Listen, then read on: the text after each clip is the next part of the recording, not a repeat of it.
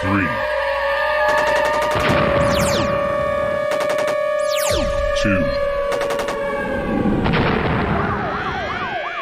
1.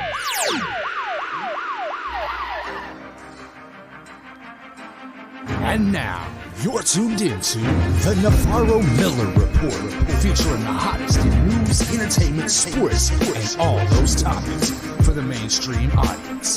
The Navarro-Miller Report. Examine your reality.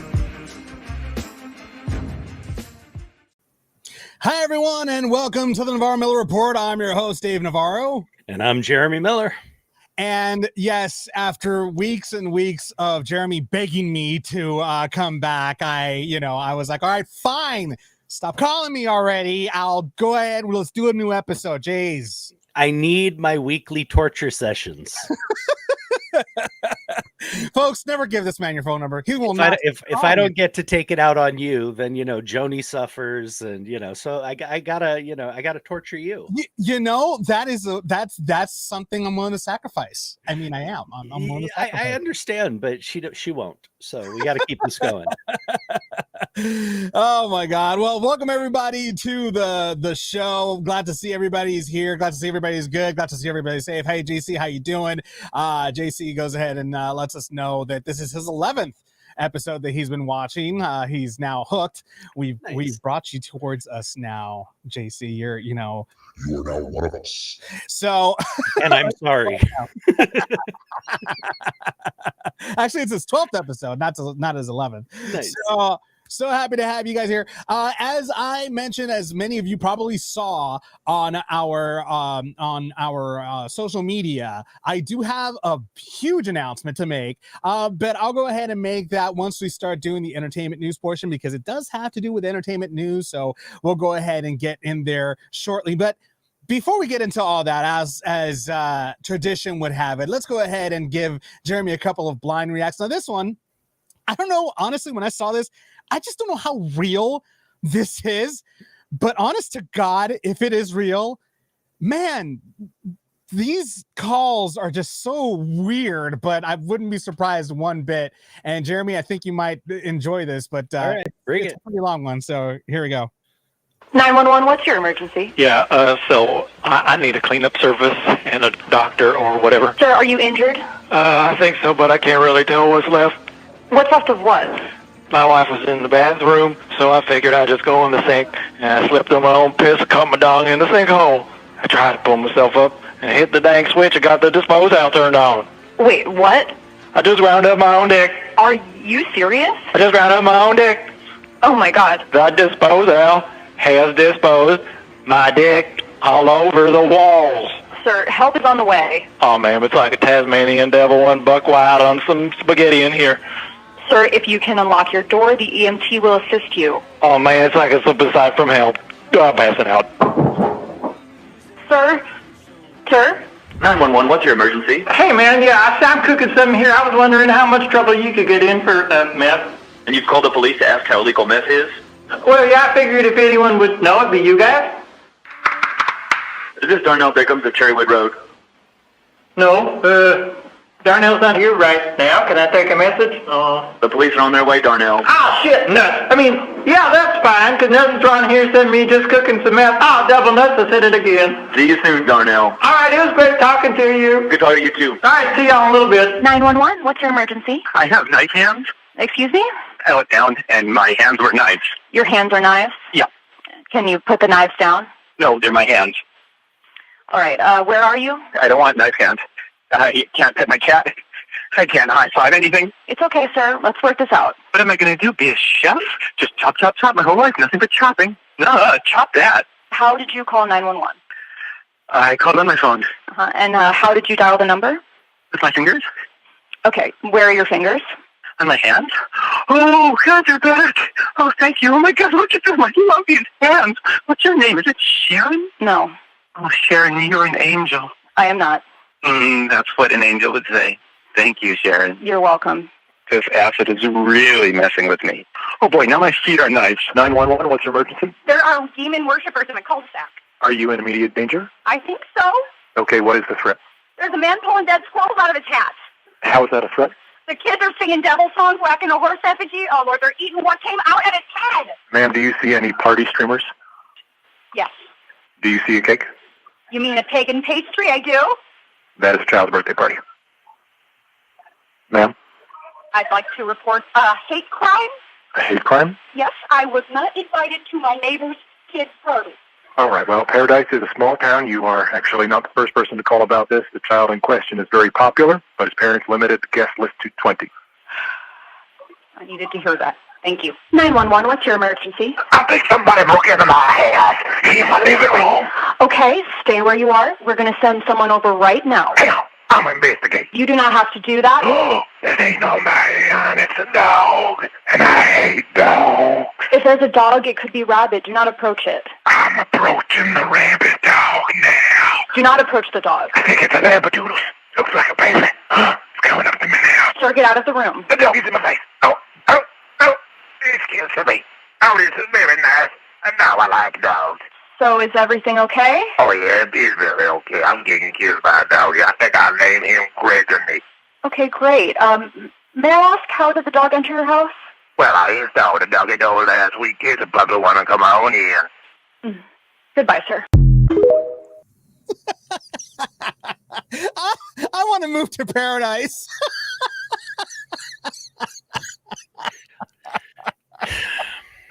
Where do I begin? First of all, no, you can tell they're screwing with the operators if the operators are even real or are not in on this. People don't call 911 for pranks. You're tying up a line that is absolutely needed for someone who could be in great danger. I don't give a damn how much of a laugh it gives people. Don't call 911 for a prank. Okay? Now, the acid one, that's very possible. It still sounded fake, but it is very I mean, I have been around enough. I'm gonna be a chef. Chop, chop, chop, chop. I've been around enough hallucinogens to know that that is a feasible phone call. But yeah, no, that sounds like a bunch of people pranking 911, and that just is not cool. Oh my God. But that was a long one, but I had to show you that one. That was a pretty long one. It's like one after the other. I was like, oh my God, this is just getting worse and worse and worse and worse.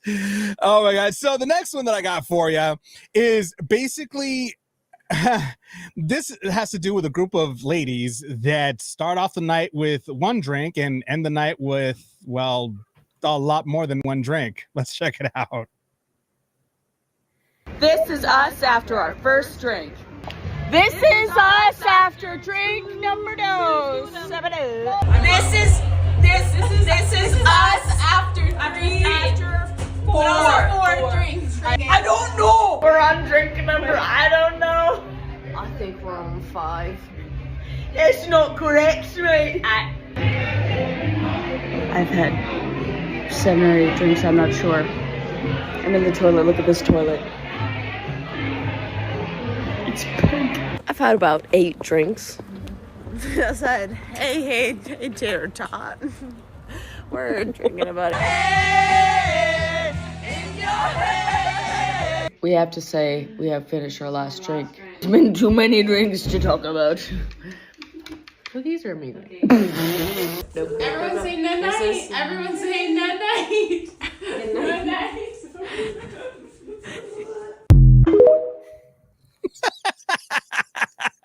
Tell me some of us haven't been there. Because I know I've been there. Yes. But speaking as a proper alcoholic, dude, if you're losing it after 5 drinks, you need to just stop because you can't hold your shit. I'm sorry. That one girl, she was walking, she's like, dude, I didn't start to get till I'm on my 2nd bottle of hard out, not 5 drinks. You got to be kidding me. Freaking A, dude. That was, oh my God. Speaking of really quickly, yeah. Don't be screwing around with that just for influence and stuff, though, guys. We just had I believe it was a Chinese YouTuber who died. His family found him on the floor of his home after drinking multiple bottles of an extremely potent Chinese liquor called Baijiu. Ooh. And it's essentially like Chinese white lightning, moonshine. Like gasoline. It's really, really potent stuff. And this guy drank at least 2 bottles, possibly 3, just for influence likes, he was on their social media thing, and his family found him dead. So as much as I'm joking about that, please don't screw around with that, folks. Yeah. It is really. My father's brother, who I never knew, it's a half brother, I believe, died from exactly that. He was having a drinking contest with someone, and they were pounding shots back and forth, and don't have any clue how much he drank. But my uncle died of that. Alcohol poisoning. It's real. Please don't screw around with that, folks. The likes are not worth it. I mean, I think in this particular case, they were just doing it because they just wanted to like go out and have fun. So. I was speaking more to me talking about I'm not like that till my second bottle. Yeah. Oh, there you go. I don't want to see anybody doing that stuff. Like, let's test that theory. Yeah, no, don't test that test theory. That theory. Okay? I was a professional. There is a difference. Oh my God. Well, this last video that I got for you, I know that this guy, what he says is very much in a joking manner, but he literally describes the cancel culture to a T in this particular video. Check it out. Thought you was my friend, because when I said later Gator and then you dapped me up and you said, all right, where was my after wild crocodile? Huh? Because I thought in this world, I thought the world that we lived in, when somebody says, see you later, alligator, you say after wild crocodile. And that's why we're not friends no more, because you're toxic and you need to grow up. I don't know like what happened to you, but when somebody later gators, you after wild crocodile. I don't think that's a big ass. I just thought that was called human decency. But you've thrown all of my human rights out the window when you dapped me, bro, we said something. I thought we was closer than what we are. That's my fault. I'll take the licking for that. But all I know is that when you later gator, you after wild crocodile. And you're toxic. Grow up. That is the cancel culture described 125 million% right there. That is too dang funny. Damn it, Jeremy! If you don't say after wild crocodile, I'm canceling the show. Never. I'm canceling the show. I am canceling the show right now. For you. Lord, I saw that, and the first thing that came to mind was like, oh my God, this guy is the epitome of cancel culture right here. I absolutely loved it. That was classic. Hopefully everybody enjoyed some of these videos. I know Jeremy loved them because they are, unique in sense.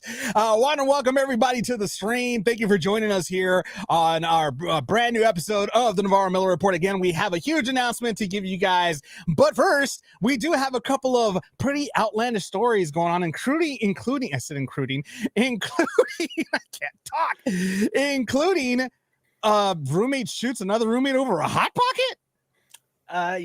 Apparently in Louisville, Kentucky, a man accused his roommate of eating the last hot pocket.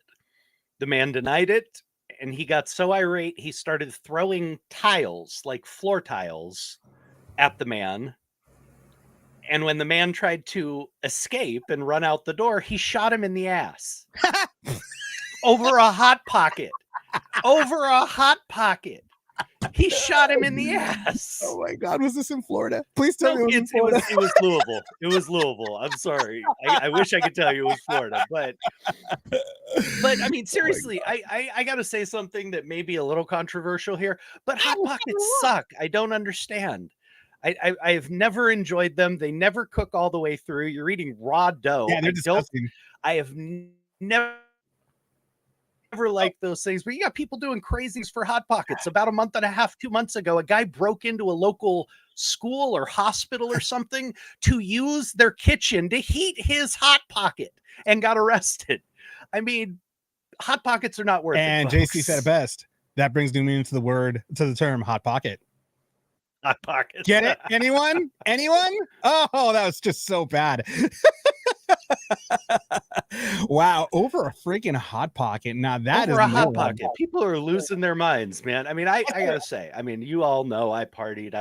I have been stoned out of my mind and hungry with the munchies like sin, and still, Hot Pocket has never looked good to me. And you know what? Just like Derek, I feel you. He's saying, I will be disappointed if one of these stories doesn't take place in Florida. I'm currently there vacationing at the Villages. I know the Villages. That's awesome. I wish we had found you a good Florida one, but actually didn't this time. But yeah, Hot Pockets. Apparently, the guy's being held on a $7,500 bond. Nice. Which personally, if you shoot somebody, I think maybe it ought to be a little more than $7,500. You think? Especially if you shoot somebody in the ass. Well, I mean, hey, maybe he was able to say, I was aiming for his ass. I didn't want to kill him. Maybe that's why it was so low. I don't know. I was aiming for the ass, but it hit his ass cheek, not the asshole. I have no idea, but I just don't it's a Hot Pocket. As Honestly, the world's most expensive Hot Pocket, $7,500 bond. Honestly, Hot Pockets, I don't see their appeal. Like, I never have. I used to have them, but they always burn my tongue. It's either like I've overcooked them, and I always used to love the ham and the broccoli with cheese. But as soon as I put that sucker in my mouth, I was like, ha, ha, ha, ha. You know, like it was like freaking I don't hot. care how long I cooked them. Didn't matter if I did it in the microwave, in an oven. Didn't matter how I cooked them. The dough is always raw inside. It's disgusting to me. I've never enjoyed those things. It made me sick a couple of times. I'm not gonna lie. JC's saying Florida man gets 1 episode hiatus. No, he's actually got more than one. Actually, these past couple episodes. Yeah, we've been touching all over the country on this one. Florida man's been asleep or something. I don't know. Maybe Florida man's been behaving himself. He's too interested in the whole Disney DeSantis thing. You know, he's we're enthralled. Not get into that. We're not getting into that. Did I get into it? I just said he's enthralled. In other offlandish news, we still have another one for you here. Prank gone wrong. Now, Jeremy, you haven't told me what the prank was, what happened. So now you got me curious here. What happened? So this has got a little more meat on it than our usual odd story. So a high school in Texas, Caney Creek High School, students were evacuated May 3rd after a gas smell near a cafeteria. Mm-hmm. It turned out that 2 students had brought cans of fart spray to school and were setting it off in different rooms and different things at different times. Mm-hmm. Well, this resulted in a lot of issues because classes had to be canceled, people had to be moved out, students had to be evacuated because they kept thinking it was a gas leak. Well, exactly. See, the problem is, though, they're charging these kids with a crime. Uh-huh. Now, in my day, I'm sorry, if they caused damage, students had to leave, they had to bring in special crews, which cost the school, the students would pay restitution, or at least the parents. They would, bill the parents, bill the child. It's a prank. They are actually charging these kids with criminal charges, and if I'm not mistaken, let me look real quick. Mm-hmm. They're actually charging them with, hold on, where is it? I'm sorry, guys, I had it. Damn it, come prepared. I'm just kidding. They're being charged with 3rd-degree felonies. How is 3rd-degree felonies? They're being charged with 3rd-degree felonies, releasing a chemical agent and all this other. Oh, you gotta be kidding me. No, I'm not kidding. That's what they're charging these kids. It's a freaking prank, people. I mean, yes, if you had to call in a special cleanup crew because you thought it was one thing and it cost the school money, whatever else, yes, the the restitution. You bill the parents, you bill the children, and they need to pay that money back to the school. A 3rd-degree felony on these kids' records for spraying a joke. That follows them. That is completely harmless to all people. I mean, unless they're sitting there huffing it or something, it's harmless. I don't understand this. We are getting, I mean, people are taking crap way too seriously nowadays. This is insane. These kids pulled a harmless prank. I mean, I used to buy those little vials of the fart smell. Yeah. And I had guys at my school who, you know, messed with me, pissed me off. I'd break the top off of that thing and pour it down their air conditioning vents in their car. So when they turn their car on, they got a blast of, you know, it's a prank. Dude, we come from an era where we actually say "see you later, alligator," after a while, crocodile. See, it was a more civilized time, and we don't get upset if the other person doesn't say it. So. It's simpler times, really. But, oh my God. Yeah, I mean, a simple prank, and this is resulting. I mean, no one got hurt. They said a few people said they had headaches from the smell, and I mean, there was no damage done, and these kids are being charged with a 3rd-degree felony for nothing. That's ridiculous. That's I mean, terrible. Should they have to pay the school back for whatever, you know, expenses they incurred? Absolutely. Do they deserve criminal charges? Not by a long shot. It's a prank. It didn't hurt anybody. Oh. Dude, I feel your pain on that one. I'm definitely like with you on that. They went a little too far with that, in my opinion. They should. I hope that they appeal it. Or at the very least, I hope that maybe they hire a lawyer to expunge it in the future, just in case these kids want to like get a job that requires no felony charges on their record. Could you imagine going to a job and then saying, "Yeah, oh wow, I see a felony on here. What did you do?" You're gonna laugh at what I did. Yeah, this is the stupidest thing I did. Fart spray. I mean, this is something that will follow these kids the rest of their lives. They didn't hurt a single person. That's just ridiculous. It's insane. Hopefully they get hopefully they have good lawyers that are going to be able to like get, you know, or a judge that'll grant them a little leniency and not get, you know, fully charged, or at least just give them a slap get it on down the to a wrist. misdemeanor. Yeah, you know, that'll be good. Give them time served in some community service and wipe it off their records. You know, this is ridiculous. Releasing a chemical agent. This was not biological warfare, people. Get your heads out of your asses. Oh my God. All right. Well, we got JC actually is you know, saying something really nice.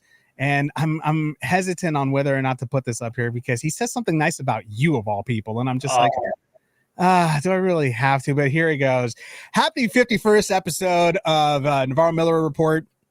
Dave Navarro, Jeremy Miller. I'm thrilled that I've thus far been able to be part of 12 as of tonight because y'all are a blast to interact with. And Jeremy has been a hero of mine most of my life, actor to actor. My best to Joni Miller. Also, when is the next bike event like the one you both live streamed a while back? Ooh, that's actually a good question, Jeremy. I don't even know. That's a great question. I've actually been talking to them about when their next upcoming events are. So as soon as I have those, we'll announce because I'll probably be there. I think I'm going to go cook at the next one for them. At one of the next ones. I'm not sure how that's going to work out, but I'm still talking to them. It's a great group. Like I said, the Black Widow Foundation, you know, is doing a lot of really good work in the community, and I like supporting it. So I'm glad you guys enjoyed that little look into the get together. Some great crews and clubs there, and just a great vibe. You know, I mean, bikers. I was raised around them my whole life. I've told people before. You know, my uncle was a Hell's Angel. I was raised around those guys. I'm not saying that, you know, outlaw motorcycle clubs are safe. You know, they are, we have to remember criminal organizations at this point. But when my uncle was a part of it, it really was more about, you know, it wasn't the drug dealing and all the other stuff. I mean, there were guys doing that, but it was more brotherhood, and it still is. But these guys like to have fun. These guys like to, you know, meet new people. I mean, I've met a bunch of different guys. There were guys from, you know, 1%er outlaw clubs. There was no problems. There was no issues. Everybody was having a ball. It's a great time. You certainly don't walk up to one of these guys and start anything or be disrespectful. That's for sure. I mean, I'll tell you that right now. Oh, yeah. But no, we had a ball, felt perfectly safe, and had an absolutely great time. So we'll keep you guys posted when those are coming up, and maybe we'll be able to live stream one of the next ones. That'd be fantastic. And Derek, going back to the biological warfare here, you haven't been around me after Taco Bell. I agree. Thanks, Derek. I needed that visual. Well, turn on to entertainment news and the big announcement that we have. So, ladies and gentlemen, as on June 9th, from 6 p.m. Pacific Standard Time to 7 p.m. Pacific Standard Time, we have a special guest co-host that's going to be joining us. He is a singer and an actor, and he was on American Idol. His name, Mr. Clay Aiken, is going to be our special guest co-host here on the Navarro-Miller Report. He is one of the largest co-hosts we've had here so far. We're very, very fortunate that he will be joining us. And of course, he ran for Congress too. I don't know if many people knew about that, but he also ran for Congress too. They just wrapped up American Idol reunion recently, so he was just on tour, but he's taking some time off, I should say, from his tour to come and join us on June 9th. So make sure that you mark your calendars. Make sure you join us on June 9th so you could go ahead and ask him any questions you want to ask him on this live feed. It should be a great time, man. I mean, like I was telling you, Jeremy, I still remember when he was on Scrubs, and you didn't even remember that. You're like, oh yeah, I forgot he was on that. No, I'm a huge fan, and I'm going to do this now so I don't actually geek out when he's on. No, I'm a huge fan of the guy. I've been following him since American Idol. I've gotten a bunch of his albums and stuff. I love his music. He's got an incredible voice, and my mom is a huge fan. I mean, she's seen him, I think, live twice. She actually paid for the backstage meet and greet at one of the things, and she's a super fan for Clay. So this is going to be really cool, and I'm looking forward to having him on. So mom's gonna be watching then. Mom's threatening to stick her head in here and say hi. So we'd love mom to do that. Why not? Pretty wild like that. No, I'm excited for it, and I definitely, it's gonna be a great show. Looking forward to it. So make sure you tune in June 9th from 6 p.m. to 7 p.m. Pacific Standard Time, right here on all the streaming networks. Again, we stream on YouTube, Facebook, my Facebook personal page, Jeremy's Facebook page, freaking LinkedIn, Twitter, and Apple Podcasts for the audio. Apple Podcasts, Apple Podcasts for audio, iHeartRadio app, Spotify, and Amazon Audible as well. We're all over the place. We're like, we're pretty much streaming everywhere, so you can't miss us. That's for sure. You really can't miss us. So make sure you tune in on June 9th. So make sure you have your calendars up. In entertainment news, Harrison Ford. Obviously, we know new Indiana Jones is coming up, and it's going to be Indiana Jones Part 5, and that's going to be actually a good one. I've actually seen the trailer for it. Looks really cool. Looks really fun, like every Indiana Jones usually is. And, of course, no Indiana Jones is complete without Harrison Ford, being at the helm. This is going to be the Dial of Destiny, so it should be a very interesting one. But in doing the movie, he was interviewed recently, and obviously we know Harrison Ford. I'm calling him Indiana Jones. Harrison Ford is getting up there in age and everything, so he can't really do certain things and certain stunts like he used to. Well, in the last Indiana Jones, I remember it was kind of a funny scene where one of the guys said it's not going to be easy. He's like, well, not as easy as it used to be, because it's like you're at that point. So, it's going to be fun to watch. But, in essence, he actually had some stunts that he actually did, shockingly enough. And according to Variety, he basically got upset at the stunt workers that were helping him off of his horse. And he got angry with them, and he said, quote, "I thought, what the F? Like, I was being attacked by gropers. I looked down, and there's 3 stunt guys there making sure I didn't fall off the stirrup. They said, oh, we were just afraid because we thought, and blah, blah, blah, blah, blah." And I said, leave me the F alone. Leave me alone. I'm an old man getting off of a horse, and I wanted to look like that. So he wanted authenticity for when he got off. You gotta love Harrison Ford. I mean, he does not shy away from the fact of the matter that he's up there in age, and he's pretty much got the I don't give up attitude right now. It's a little hard to shy away from it when you're 80 years old. Very true. He doesn't look it though.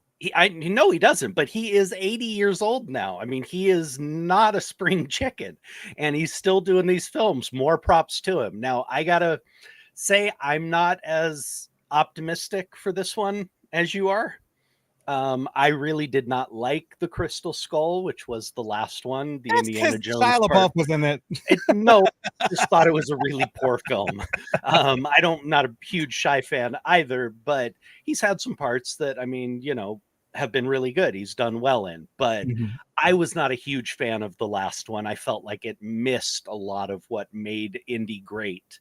So I'm hesitant. I want to see this one, but I'm hoping I'm not as disappointed as I was with the last one. Are you almost as hesitant as you are for the same reason you don't want to go see The Flash either? No, I mean, the that's Flash what is. I'm really burned out. Okay, I mean, on superhero movies, I'm burnt out. I really am. All the superhero shows, all the superhero movie. It used to be we got one superhero film every 3 or 4 years. Now it's 3 a year, plus shows, plus this, plus that. I'm just burnt out on it. It really, it's lost its luster to me. That's a big part of why I don't want to see The Flash. And the other side of that is, it's kind of hard for me to watch Ezra Miller in anything right now. Yeah, true. And see him as an actor rather than all this other BS he's been doing. Because it's almost like you feel like you're enabling a person that obviously committed a very serious crime, and he's getting paid for a movie that really in actuality they should have canceled a long time ago. That's my two issues with going to see that film. This one, it's like with any sequel. If I didn't like the last one, I'm not hopeful it's going to get better. But I am hopeful. I hope it does. I want to see the film. I want to see Indy 5. I'm really hoping they do a better job than the last one. And JC actually has a theory as to why you really don't like these types of movies. He says, Jeremy Miller admitted you're burned out on superhero movies because you want to star in a supervillain movie like as the Riddler. Admit it. He's got a point there. He's got you there. That's not a bad point. I would not that I would turn down a superhero role, but I would definitely be more inclined to play the supervillain, and that would be awesome. I just can't see you as a supervillain. I really can't. You don't have the villain in you. He said. He said, trying to hold back his laughter. I was trying to keep a straight face. Okay, I don't have a dark side. Not at all. Of course not. No, not at all. Oh Lord. Well, I mean, suffice it to say, Harrison Ford. I mean, this is his 5th one. Granted, maybe they should have stopped at 3. I kind of like the way they ended, The Last Crusade, with him and Sean Connery, but at the same time, I'm also like, I like River. Huh? Oh, Don't River forget Phoenix. River playing young Indy. Yep. He played that at the very beginning. And, it's one of those things where it's like, I don't know. I kind of was, I think it would have been better, the 4th installment, if they would have done a better job with it. Because to be honest with you, it was okay to see what Indiana Jones has been up to these past few years. He's gotten older. Seeing what other adventures he has left in him, if he's got any in him. And I kind of like the whole alien thing. That was actually kind of cool, to be honest with you. I kind of enjoyed that because they added the whole Incas and, the Mayans and all the things that we all pretty much theorized that, they were all about alien and interacting with aliens and blah, blah, blah. I like that whole thing. Shia, not so much. Again, I wasn't really, especially when I actually liked the ending where he was about to grab the hat and Harrison Ford grabs it. He's like, not yet, kid. And he puts it. I was like, that's right. You better respect. He ain't done yet. Don't even try to take that. It's like, you don't get that hat yet. You have to earn that hat. So yeah, I mean, I don't know. I guess, yeah, I could see why you're hesitant. I'm a little hesitant myself. I'm hoping the script is strong. If the script is strong, Harrison's going to carry his load and do what he needs to do. The action should be fun, but the script and kind of, I don't know, it felt like they were trying to horn in too much stuff in the last one. Yeah. And I hope they just let this go and have fun. And I hope the script is really, really strong. I hope so too. Well, we're going to have to wait and see what happens with that. In other entertainment news, Danny Masterson found guilty on 2 of 3 counts of rape. Now, this is very unfortunate. Because I remember we talked about this, how there was a mistrial and how he pretty much was neither found guilty nor innocent. It was just a complete mistrial. But it was a hung jury. Yeah. It was a hung jury. But it seems that they did a retrial and they did find him guilty. The jurors actually did find him guilty for 2 of 3 counts of rape. And the charge was going to go ahead and earn him, if it was 3 counts, 40 years in prison. Now that it's only 2 out of 3, they'll probably go ahead and dumb it down to 35 years probably, or 20 years, something like that. But still, the fact of the matter that this gentleman has thrown his entire life away is very sad to see. I spoke to you about this yesterday. I texted you. I said it's very disappointing because Danny is a very comical actor. And I liked him on that 70s show. I liked him on The Ranch. Mm-hmm. And to see and hear this, man, talk about disappointing. Very, very disappointing. It is. And you just never know. I mean, look at Cosby. I mean, he did the exact same thing as Cosby. He was drugging women and raping them. Cosby was the comedic actor and the TV dad and the, all of that stuff. He was someone we all related to and loved. Same with Danny's characters. But this all comes out. And I mean, I'm sorry, you get no slack from me whatsoever for this kind of crap. Now, again, I have no sympathy for him. No, I'm sorry, none.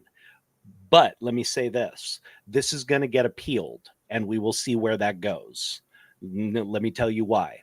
In the first trial, the reason it ended up being a hung jury was they were not allowed to introduce the fact that he had drugged them because there were no doctors' reports that said they've had drugs in their system or anything else. All they were allowed to do was ask them how they felt after having drinks with him. And then they described the effects and how they were extra woozy and didn't know what was going on and all this stuff. Mm-hmm. In the second trial, the judge allowed them to say and use the point that he had drugged these women. Yet there was still no medical proof that any of them had drugs in their system.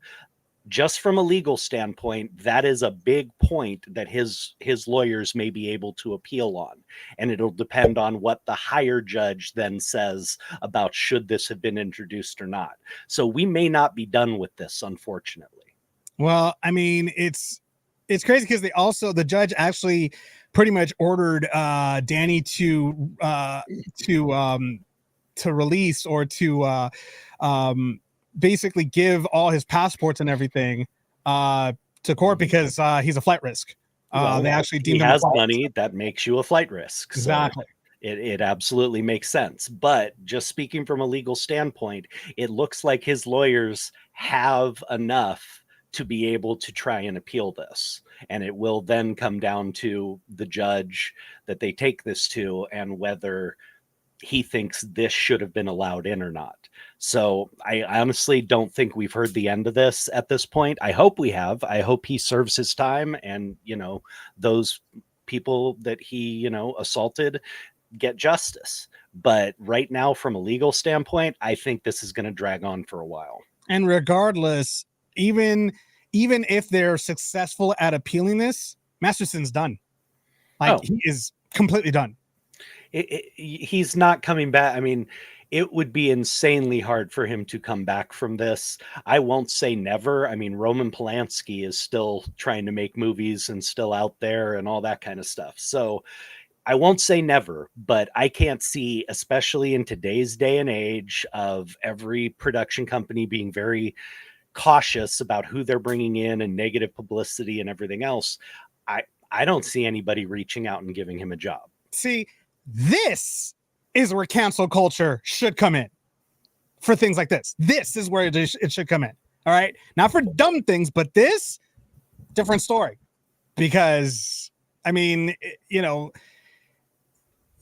why even take the risk of hiring somebody like that? I mean, regardless, at this point, we don't know what kind of person he is. I mean, I don't even think his own co-stars. I mean, Ashton Kutcher is like a brother to him. And hearing all this, who knows like what Ashton's thinking in his head right now? It's like, I thought I knew this guy. And turns out that this guy is a predator. You know, he's been around my wife, my kids. I mean, and he's a predator. Like, that's a scary thing to find out. And he's going to be treated like a pariah everywhere he goes from this point on. I mean, this guilty verdict is going to follow him for the rest of his life. No, it absolutely will. I mean, whether the appeal goes through or not, his career in this industry is probably done. Like I said, I will never say never. This industry is so backwards that,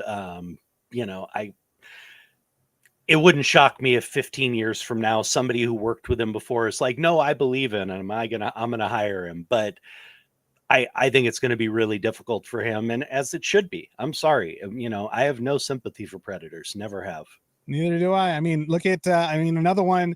And I told you about this a few weeks ago when I was binge watching Smallville. Allison Mack.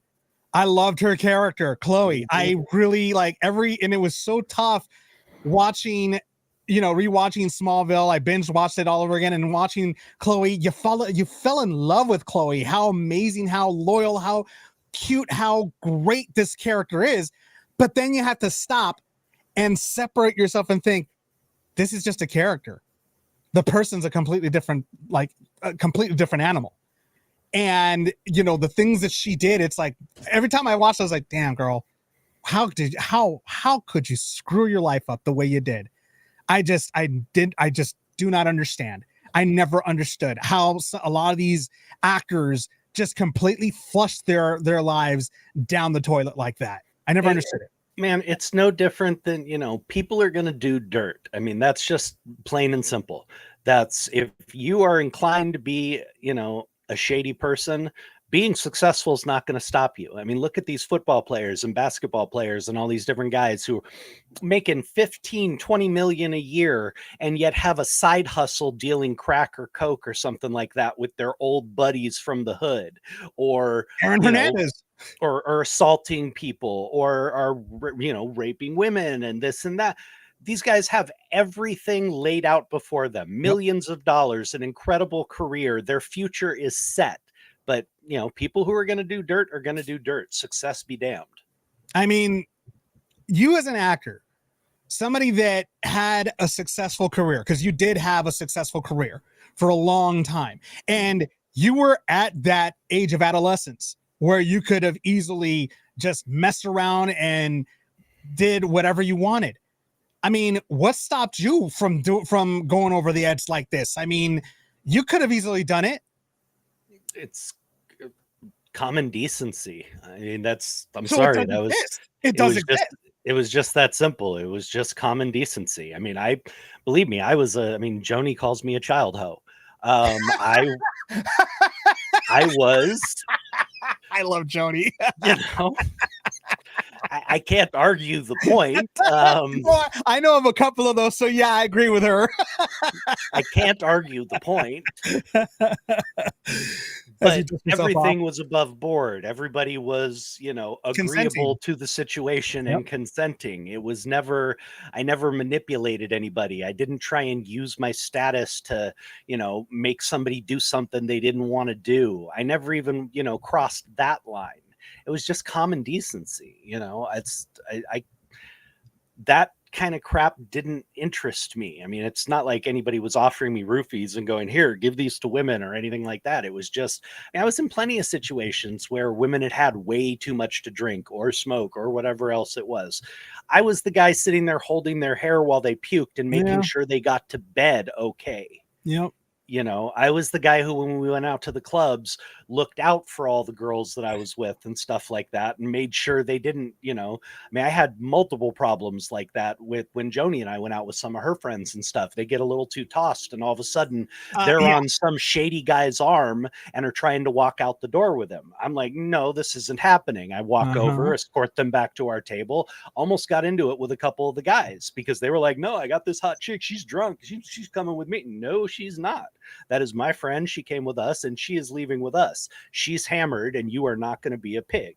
I'm sorry. That's just how I am. And It has nothing to do with me. I was raised that way. That's my mom, my dad, my grandmother. Yep. I was taught respect for women. I was taught respect for others, and it's just plain common decency. And let's not even go to the entertainment side. Look at where look at the scene that I was involved in for many years. Mm-hmm. I was involved in the main scene where a lot of these things originate from. Are you kidding? Being a club promoter and all, I mean, it did. And like you, it's funny because I had other club promoters that used to call me, quote, Captain Save-A-Ho, because I was always the one watching out for these ladies all the time. I was never trying to take advantage of them. I mean, that's the reason why Joni always came with me. You know, like Yep. you knew she was safe with me. Like, Dude, even before you met me, I think you knew. I had barely met you, and I knew she's going to a club. Dave's working. Things are good. It's all good. He's keeping an eye. You know, that made me comfortable. Yep. You know, and it allowed me, who hates going to clubs, it allowed me to stay home, let Joni go out, have fun with her girls, and I knew that they were being looked out for. Not that, you know, Joni can't handle herself, as you know, and as certain managers of those clubs saw firsthand when guys would get inappropriate. She can handle her business. But, you know, it made me feel better knowing somebody was keeping an eye out. Yeah, and every night, whenever she was about to like leave, I would always walk them to their car. Yep. As much as I could, I was always walking in the car because I wanted to make sure they got home safe. I was always that guy for the longest time. Same here. It's just common decency and looking out for other people. You know, I mean, there are plenty of guys out there who are looking to take advantage of those situations. And that's just a fact. There are plenty of guys who don't have any scruples about it, who don't see it the same way. And we could argue for days and days about you both being hammered and going home to have sex. We could argue for days about if that's right or not. But the fact is, common decency, look out for other people. It's that simple. This world would be a lot better if we were all just doing a little more of that. I agree. I 100% agree. And JC actually has something to say. He says, this is one of the things I respect most about Jeremy Miller. He didn't fall down this particular rabbit hole from hell that Masterson and others have. Add to that the amazing openness in his book and how open he is about being in recovery. Dude, huge respect. JC, thank you, man. Seriously. So, yeah, I mean, that's just, you know, and yeah, that's right. You do have a book, huh? You butthead. Yes, I have a book. It is called When I Wished Upon a Star, and it's available everywhere as well as on Amazon Audible. You know, I had to force you to plug it in, didn't you? You knew that was coming. I was like, I have to force you to plug it in. I'll take the plug. It's okay. I've been telling you, I'm like, dude, you have a platform. Use it. For the love of God. Yes, so many people that for the life of me, I still don't know why, love you. And you don't even like use this platform to like plug your book. You got a book out. I mean, you wrote a book. Come on. Hey, no, it's a great book. As a lot of you may know, if you don't, I wrote it with my very dear friend, Brandon Phillips, Dr. Brandon Phillips. He was a wish kid, granted a wish by Starlight. And for some reason, his wish out of all the things he could have had was to come to the set and meet me. And the book is just about a friendship that blossomed from that. And, you know, you're talking about a 35-year friendship at this point that blossomed out of a Starlight wish, basically. So it's a good read. It's an inspiring read from what I've been told. People get a lot of hope from it. You know, I lay out the bare bones of my recovery and the things I went through. I can tell you it was hard to do. Even harder hearing the stories from other people, because it is told from my mother's perspective as well as Joni's perspective in some of my worst moments. So it's very raw and it's all laid bare. But, you know, that's the only way to do it if you really want to help people and really want to touch people who may be going through the same things. And next time I see Brandon, I'm just going to have to sit him down and ask him, dude, why? You had your choice of so many people. Why? Like, why? It's in the book. Just read it. Oh God. I'm not, yeah. I'll get it on Audible. Which, by the way, on Audible, we had an amazing actor, Max Adler from Glee. He was also, I mean, if you look up his IMDb, he's been on Blue Bloods. He's been on, I mean, he's got an IMDb as long as my arm of guest spots and stuff, but he actually had a regular role on Glee. He played the football player who was gay, who came out of the closet on the show. Amazing actor who could not have done a better job of being the voice of our book.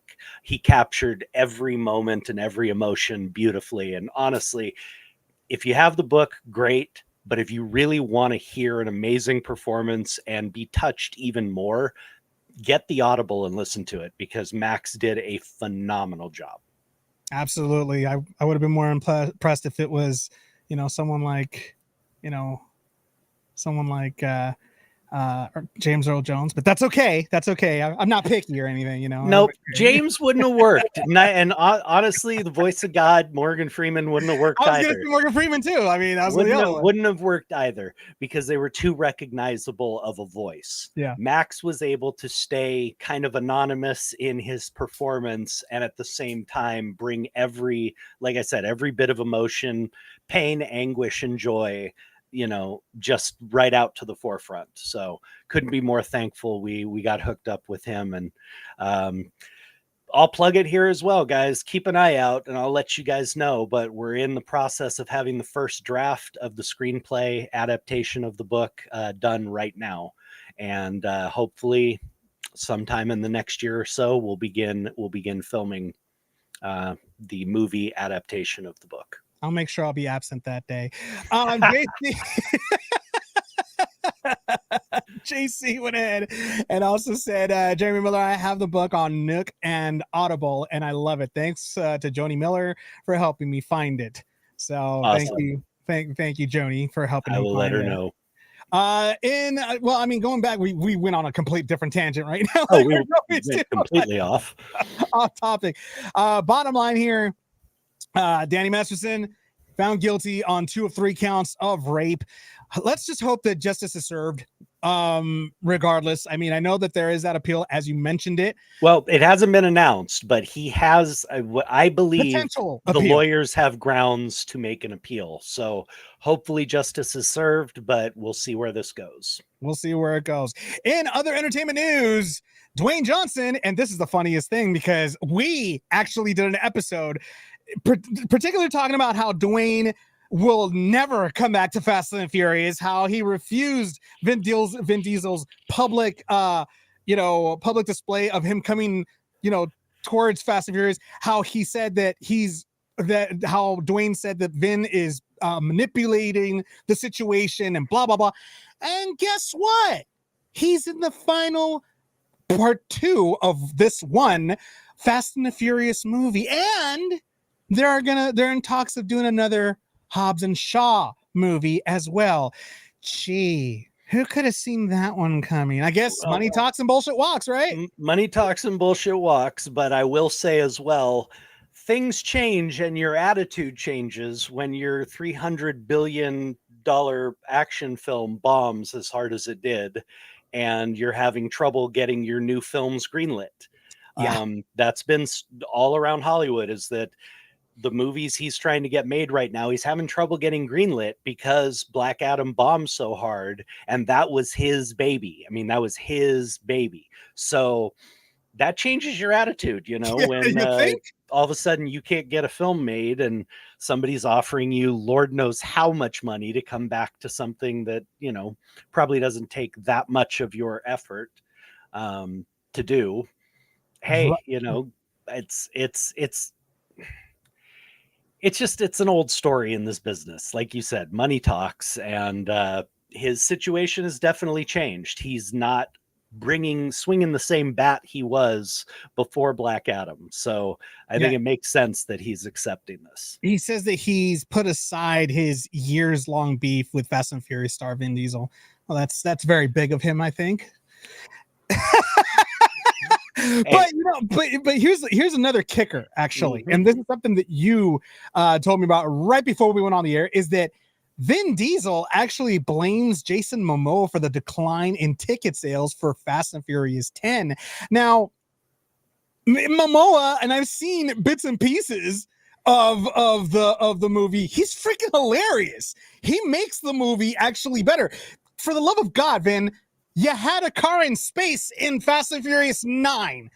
Think about where the actual ticket decline came from. And think about the fact of the matter that Jason Momoa actually is saving the movie because of his presence.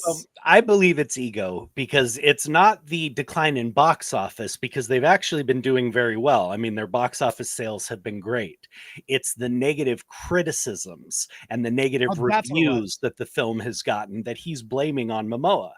And he's blaming him because he claims his overacting and scene stealing destroyed the film.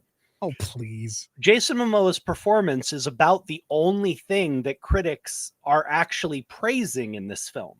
What they're criticizing is Vin's performance, the script, and the outlandish action scenes. That's what they've been criticizing. So I don't get Vin, obviously Vin can't carry this franchise on his own. If he could, he wouldn't be trying so desperately to bring in Rock and Momoa and all these other people. True. He wouldn't. If he could carry this franchise on his own, that's what would be happening. But he's in a position where he has to bring in other talent to make these successful. And then he's going to try and throw them under the bus.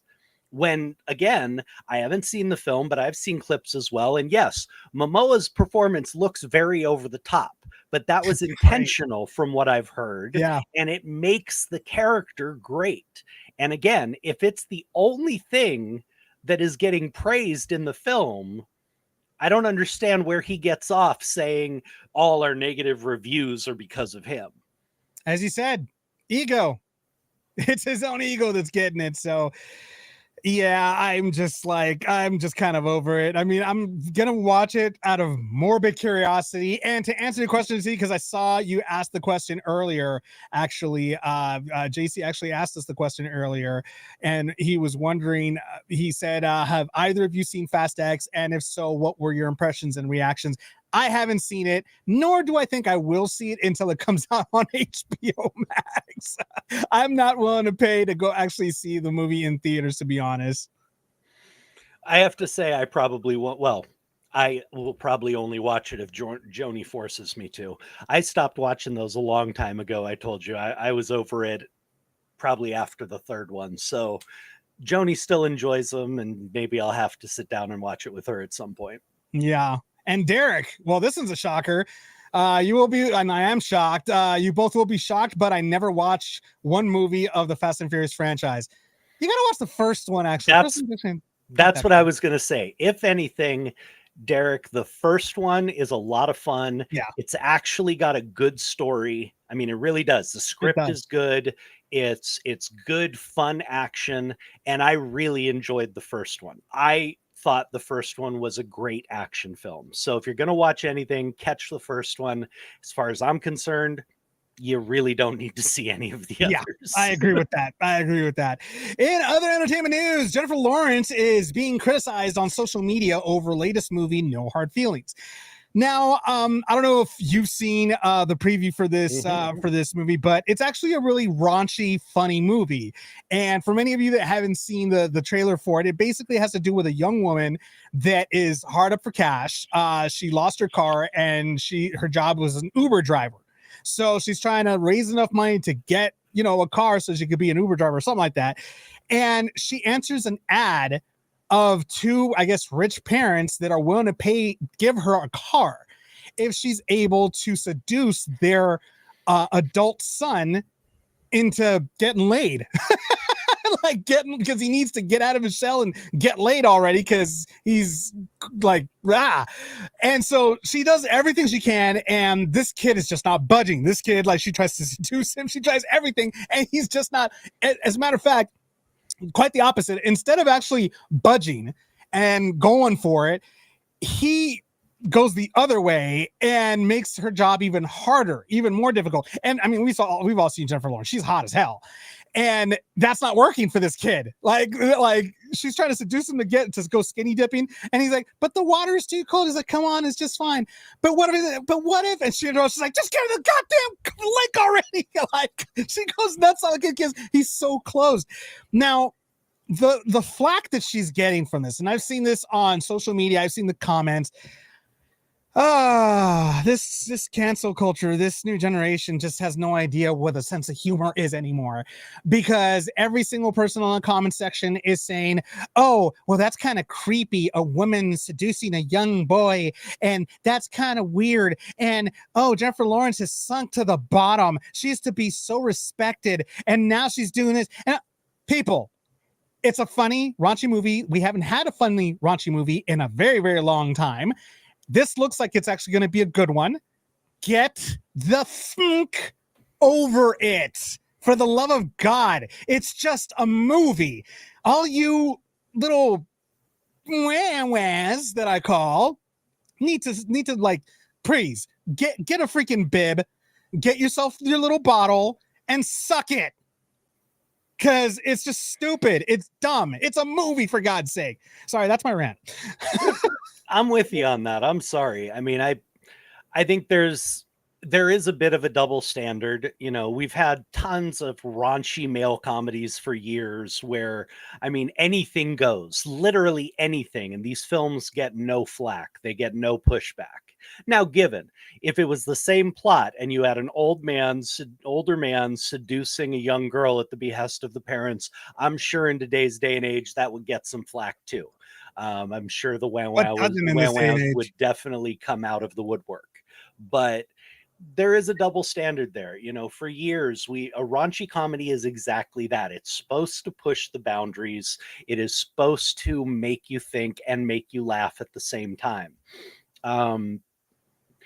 I'll go back. This is one of my favorite throwbacks. I mean, 16 Candles. Okay? Yeah. Classic John Hughes film.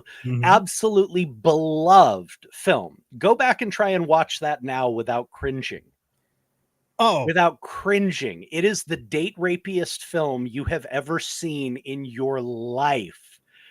But again, these things got no pushback ever over the years. We've recently had numerous just total raunchy guy flicks, guys in college doing whatever they want. Nobody says a word. So there's definitely a double standard there as well. Well, let's not even go that far back. Let's go as far back as American Pie. I mean, they just played this movie for this new generation to view it. And every single person in that classroom or wherever it was didn't find it funny. They found it very offensive. They found the fact of the matter that they were streaming Nadia's naked scene all over the internet, which today would be considered a huge violation of privacy and a huge no-no and very like illegal and yada, yada, yada. First of all, guys, again, it was just a movie. And in those times, it was different. It was a different time. What, am I saying that it was appropriate to go ahead and spy on a woman? It never was, you know, but I mean, it's like, you know, it's just, it was a movie. It was based on fictional characters. They weren't real, you know? I mean, come on. And it was funny as hell. The stuff that, you know, when Jim walked in and he ended up, you know, coming a little too soon to this party. I had to finish that sentence, so to speak, twice. That scene was hilarious. It was comedy, but it was. I don't know anybody who at that time wasn't rolling on the floor during that scene. I was crying. I was laughing so hard. Just my side hurt. And I believe, if I'm not mistaken, that is one of the few times I have actually fallen out of my chair laughing. I still I swear, just he's like, they were all like, not again. But I mean, we've said it. These movies are supposed to make you think. I mean, look at Blazing Saddles to take it way back. This is a film you could not get made today in today's culture, and yet was written by Richard Pryor. Yep. And had more to say about race relations in a 90-minute slapstick comedy than, you know, most serious films about the subject do. So they have a point. There is a thought process that goes into this stuff. And again, sometimes it's just there to make you laugh.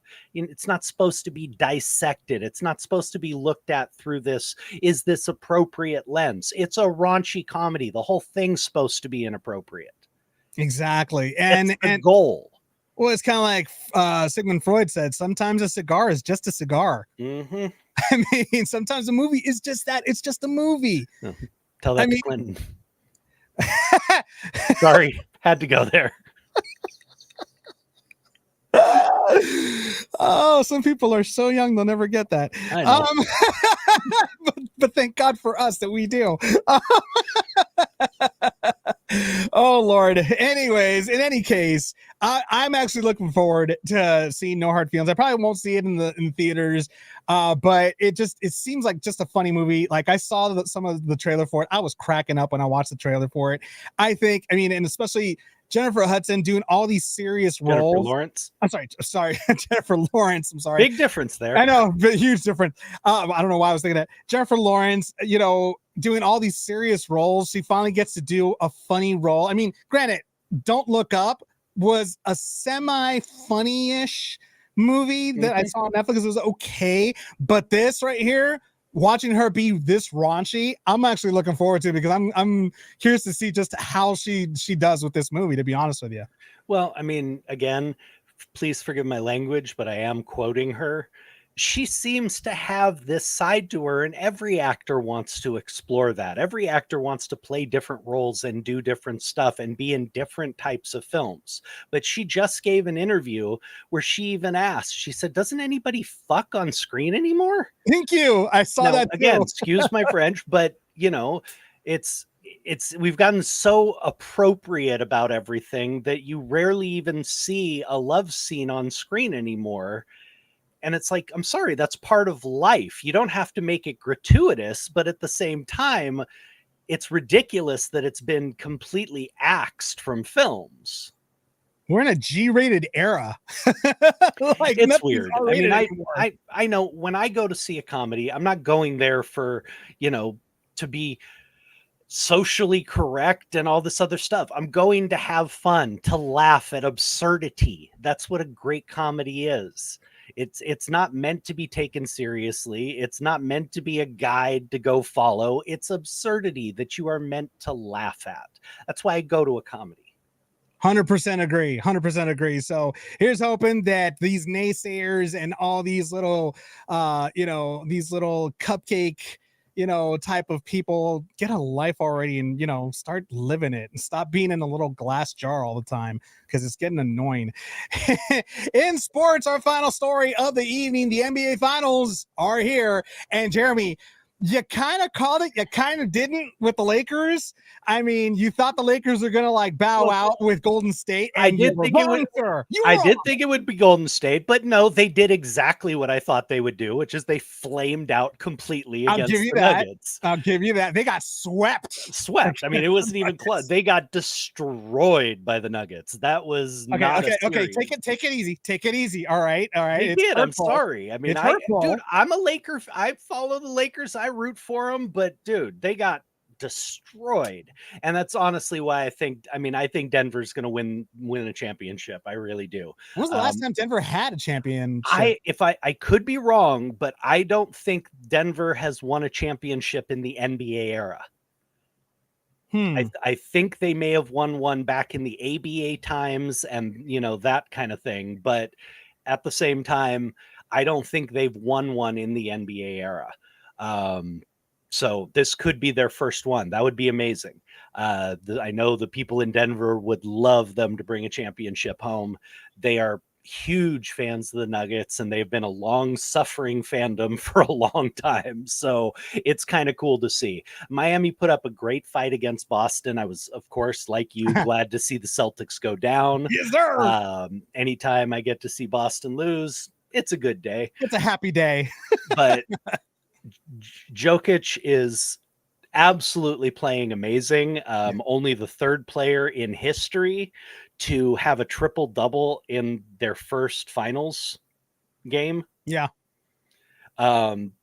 I don't see Miami having the firepower, especially after having a knockdown drag out series with Boston, to come in and beat Denver, who's fresh after sweeping the Lakers down the street. Agreed. So, yeah, I really think Denver's going to wrap this up probably in 5. 4-1 would be my guess.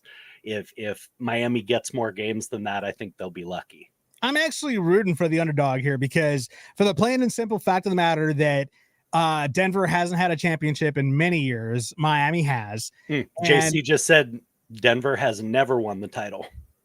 Oh, really? Mm-hmm. That is, I didn't know that. Yeah, there it is right there. Yeah, JC just said it. Denver has never won. Okay, so even more so than I want to root for Denver because, absolutely. I mean, they're the underdog. Miami's won titles. It's time for a new team to win a title. I mean, it's always been Boston, Lakers, Miami, Boston, Lakers, Miami, Golden State, Boston, Lakers, Miami, Golden State. It's been the same rotation of the same teams over and over. It'd be great to actually have a new team win a championship, even if it's one time, even if it's one season, just one season. And honestly, Jokic is a great player who deserves a championship. I mean, this guy has just been a stalwart for his team for a very long time, and this is finally his chance to shine. Well, we're gonna have to find out. There's still plenty of games left in the NBA Finals, and that's the news. In case you haven't heard it, thank you so much for joining us here on the Navarro-Miller Report. Remember, we have Clay Aiken June 9th from 6 to 7 p.m. Pacific Standard Time right here on the Navarro-Miller Report. Again, I'm looking forward to having him here. It's going to be a fun show for all of us, special guest co-host. We'll even kind of finagle the show a little bit to ask him a few questions because I wouldn't mind asking him how he enjoyed being on the show Scrubs. I kind of want to talk to him a little bit about that. I'm curious about that. But I'm looking forward to having him on the show. And we're trying to so our show is usually Mondays and Fridays. We've actually, Jeremy and I, there's another announcement. We've actually decided to do it only on Fridays from this point on because we figured, you know what, I can't stand him 2 days a week. I need to reduce it to 1 day a week. We mutually agreed to that too. So we did. It gives me a little break from this guy. I have to talk to him all week because he never leaves me alone. But yeah, I just, you know what, you could try. But you can't quit me. You can't quit me. I've been trying for years. I'm worse than alcohol, bro. I'm worse than alcohol, right? Thank you, everybody, for joining us here on the Navarro-Miller Report. Hope to see you guys next Friday. Actually, we might even do a special on Monday just to segue into Friday because next Friday is the 9th, right? I believe so, yes. Yeah, that's where Clay Aiken comes in. So we'll probably do one last Monday show this Monday to go ahead and get us ready for Friday's show. But in any event, I hope everybody has a wonderful weekend. I'm your host, Dave Navarro, along with this guy, this pain. Jeremy Miller. And we will see you here next time. Everybody have a wonderful, wonderful, wonderful weekend.